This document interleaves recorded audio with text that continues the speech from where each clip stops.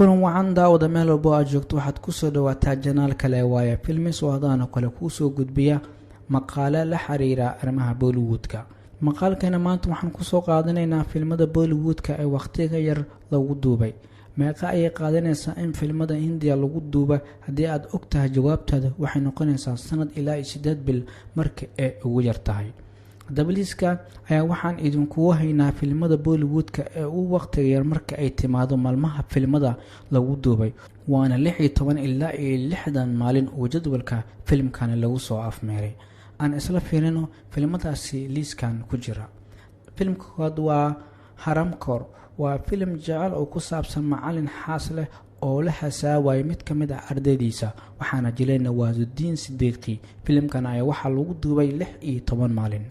filmka labaad waa Jolie LLB 2, waa film ku saabsan nolosha lawyer ku guuleysanayo kiis haweeney ninkeeda dhintay oo lacagteeda laga dhici rabay, waxaana jiray Akshay Kumar. filmkan ayaa waxaa lagu duubay 30 maalin. filmka saddexaad waa Tano Wedisman Returns, waa film ay isla sameeyeen Kangana Ranaut iyo sidoo kale Armadavan, waana film heeso badan leh sidoo kale goobo badan lagu duubay, wuxuuna duubistiisa qaadatay 30 maalin.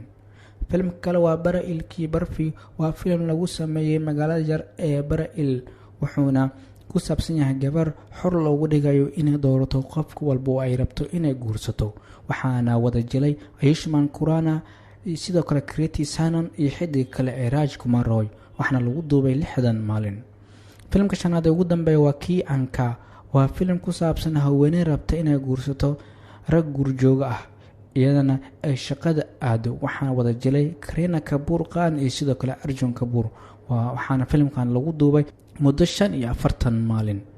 inta ayaan kusoo xinaynaa muuqaalkana maanta, waan kaga hadlayn filmada waqtiga yaryar lagu duubay ee Bollywood ah. haddii aad ka yeeshana warbixintan la wadaag asxaabtaada.